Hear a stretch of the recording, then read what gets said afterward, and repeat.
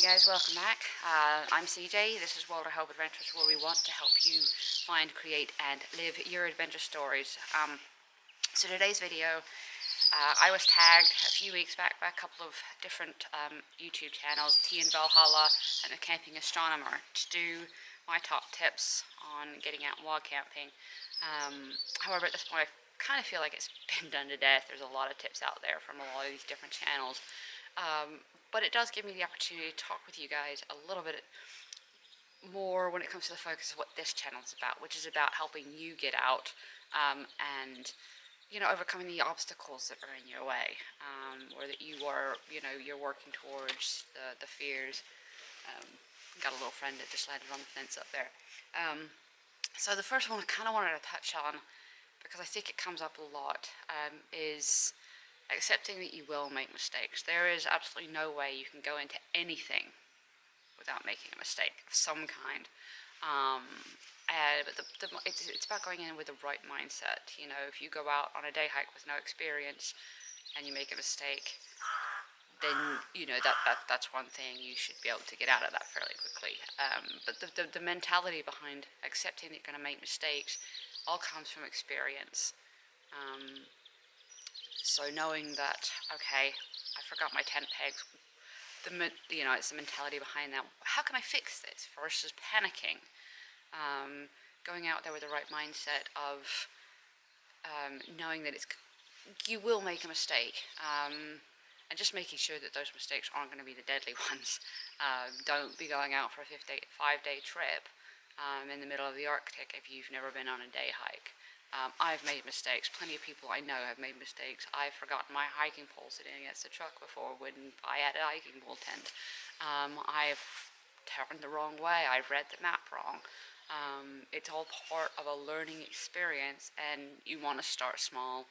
Make mistakes on the small 2-hour hike, not the 5-day hike, and you will learn how you handle those mistakes that you've made. So that would be my first one, is accept that you're going to make mistakes, gain experience from those mistakes, and then the bigger mistakes that come down the road are going to be mistakes that you can handle at that time. So the second tip that I have is knowing when to push your limits, and it kind of goes along with the making mistakes. I think it's all important for us all to push limits. If you have fears of going out the house, a big thing might be stepping outside your door, but maybe pushing that to doing 5 steps outside of your door. But along with that is don't push yourself out so far outside of your boundary zone that you're either having a panic attack, you're freaking out, or you can't recover that level of security. So if you need to connect with somebody to go wild camping for the first time, do it. That's what this community is about, and that's what I'm hoping we eventually can get a Facebook group going to do that, is to connect with people who can help you push those boundaries a little bit more.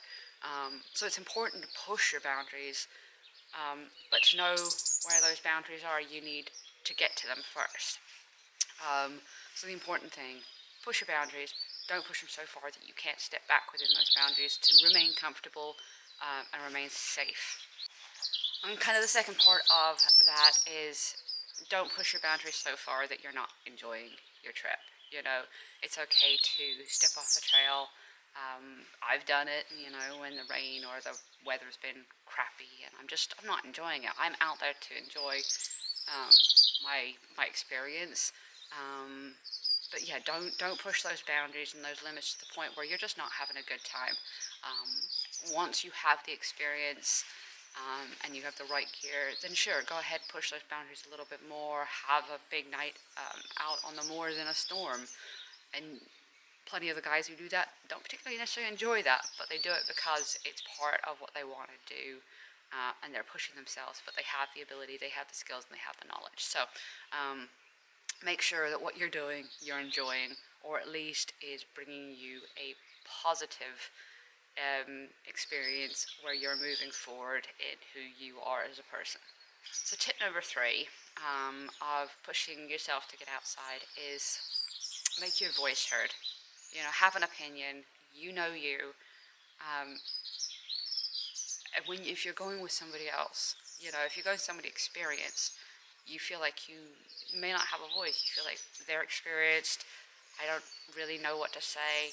I'm just going to defer to them. But, you know you know how you feel. If you don't feel comfortable in a place, let them know. If you want to stop at 5 o'clock and not 6 o'clock, let them know. We as experienced campers that take new people for the first time, or on a hike, or to any kind of new experience, let the people know how you're feeling. I think not having that voice, when you're starting out, when you're pushing those boundaries, when you're pushing yourself to do something new, is probably one of the biggest mistakes that people have, is just thinking, oh, I don't really know what I'm doing, so I feel like I'm scared to speak up. Don't. You have an opinion.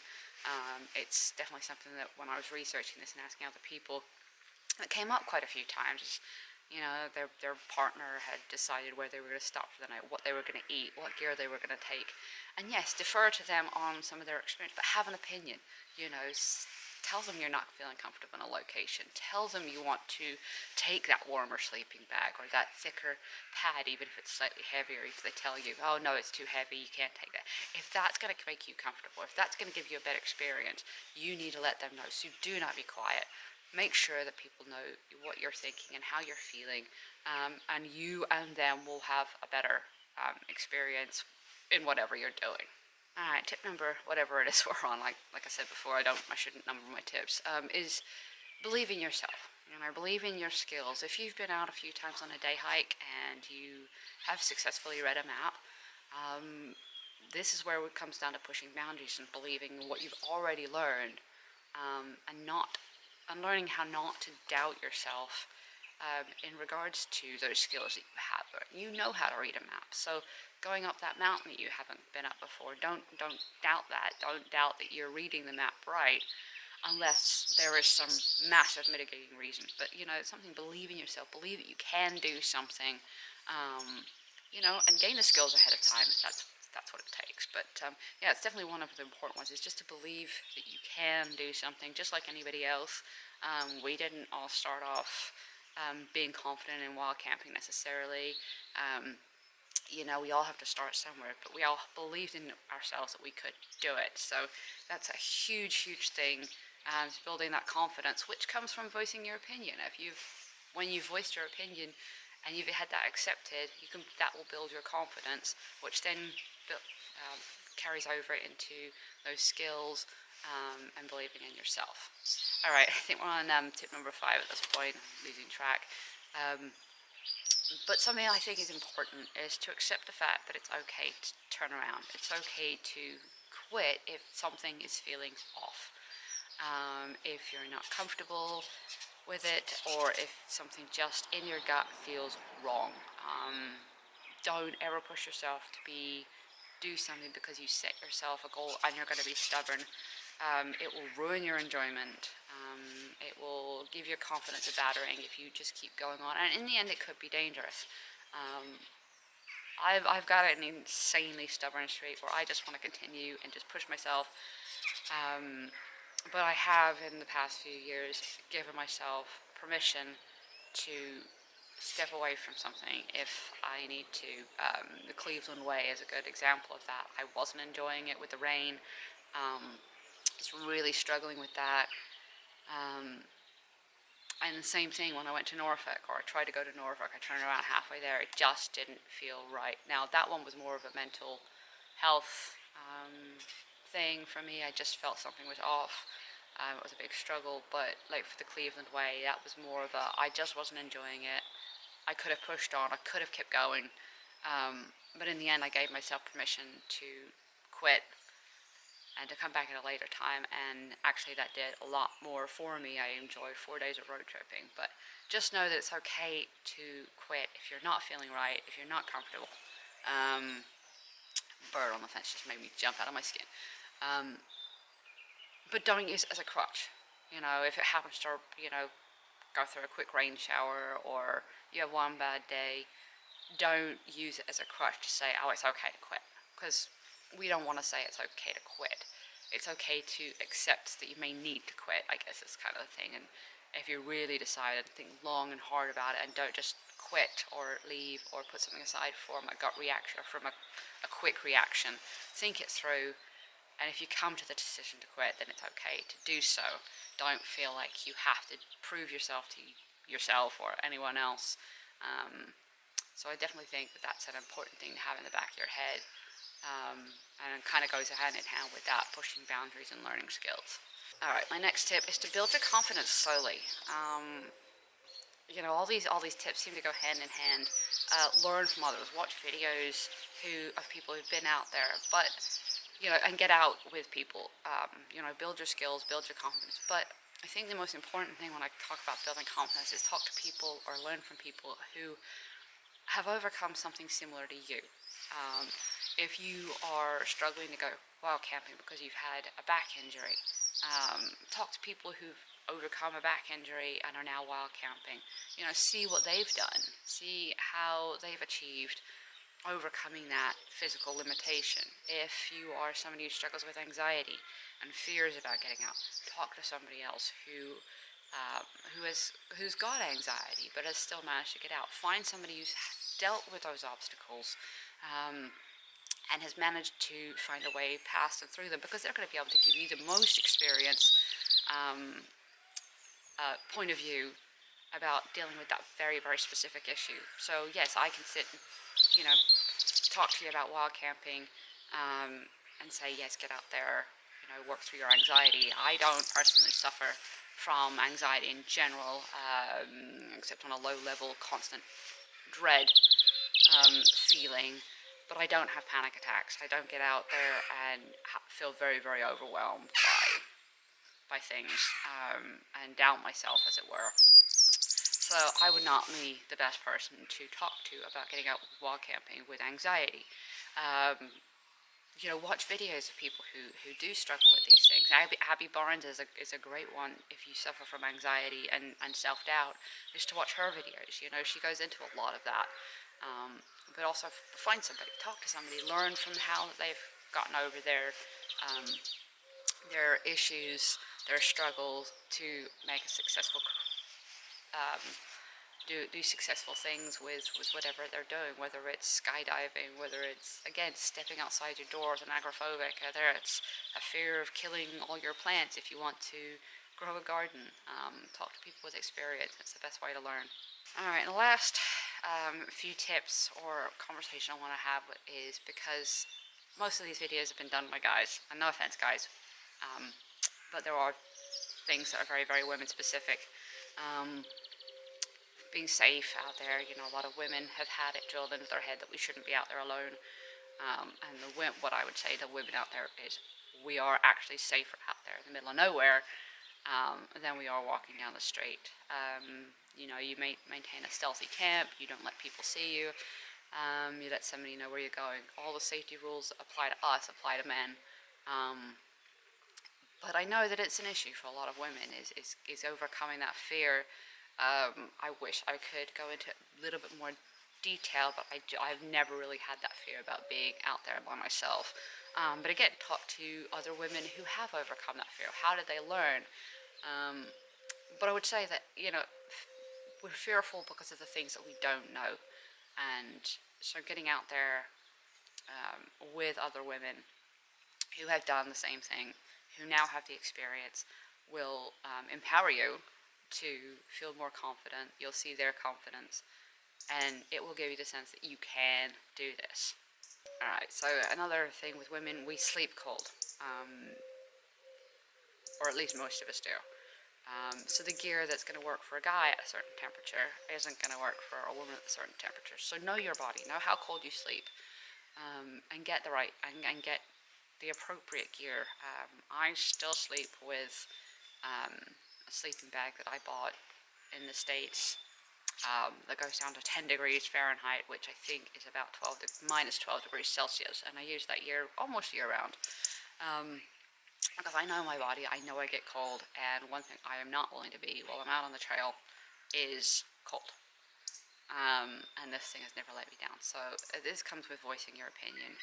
Know how cold you get, and get the right gear, and I want to bust the myth everybody says that you're going to be warmer if you're naked. It's completely not true. Sleeping bag ratings are used in conjunction with knowing that you're going to be wearing a base layer. The more you wear, in theory, the warmer you're going to be. So I always pack a nice fleecy pair of leggings and top, so kind of a base layer of pajamas. And I don't think I've ever been cold. I love my buff. It's one of my most favorite pieces of equipment. I wear that at night. But you can always throw on, an extra layer. I often have had to put on a sweater and then add this, and I always wear a woolly hat. But the important thing is packing the right gear for you as a woman and for the experiences that you're going to go through. So the weather and the terrain and the location. So that's important to know and address is having the right gear for you as a woman and knowing yourself, and that comes from experience. Alright, and the kind of the last thing I want to touch on is kind of to men. You can go ahead and turn off here, I won't be offended. I was talking about periods and going to the bathroom as a woman on the trail. Now, I've only really had to deal with the period side once or twice, and all I do is carry a bag, I line it, it's a dark bag, you can't see through it, and I handle it I don't bury the waste products, I carry them out, I wash my hands afterwards, and I continue on. Most of the time I actually try to schedule my trips around it, because it is a pain to deal with. And there are other options out there, things like moon cups. If you were doing a long distance hike, potentially being on birth control, and not missing the doses would be another way to approach it. But I know it can be a problem on the trail, especially if you struggle with really heavy periods. But it's just about planning ahead, knowing kind of when your cycle starts, when it's going to finish, how much of your product that you need, testing out a moon cup ahead of time, if you think that's the way you want to go, and having enough water and soap with you to kind of clean up a little bit afterwards. Some women will wear panty liners to keep their underwear a little bit cleaner just because of leakage. And things like that. So I think it's really important to be okay with having your period out there. You're not going to get eaten by bears if you happen to be in the US or Europe just because you're on your period. It's a misnomer. But just don't be scared to get out there while you're on your period. It's natural, and it's just about knowing how to dispose of your products and deal with those while you're on the trail. And I'm happy to chat about it in the comments if you guys have any questions. So, and then kind of, the other thing is peeing in the woods. Unfortunately, this is one of those times when I get really jealous of guys because it's easy to pee in the woods, especially for, when it's cold. We have to take packs off and drop our drawers and all that kind of thing. Some women will take a pee rag. And which I think is a great idea if that's your thing. Hang off the back of a pack and let the sun sterilize it, UV rays, and then wash it when they get to town. Others, will carry toilet paper and hopefully pack it out. Now, never, please, don't leave toilet paper just sitting in the bushes. It does not biodegrade like you think it will. It is possible if you want to bury it, but if you have to do that every time you pee, it's going to require a lot of digging. Now, digging a cat hole, burying your waste, is an acceptable way of doing it, but I would reserve that just for when you've got to poop and all.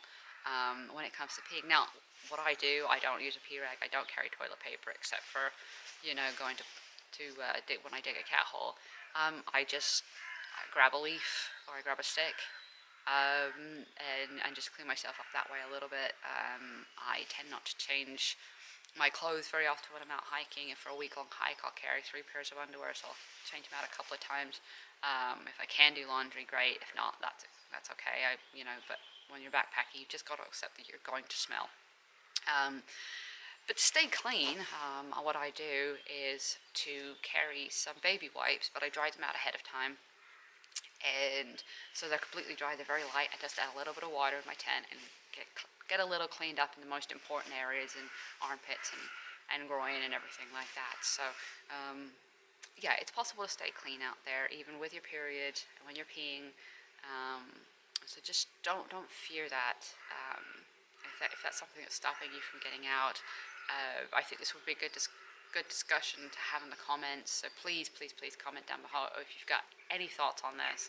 I would love to hear your thoughts. I'd love to see a discussion going on about this that helps other women. So those are really kind of my tips about getting out and overcoming those fears and obstacles for anybody, but the last thing was while camping for women. So yeah, if you've got any more thoughts on this, you got any more suggestions about how to overcome those kind of obstacles, suggestions that can help anybody, please comment back down below.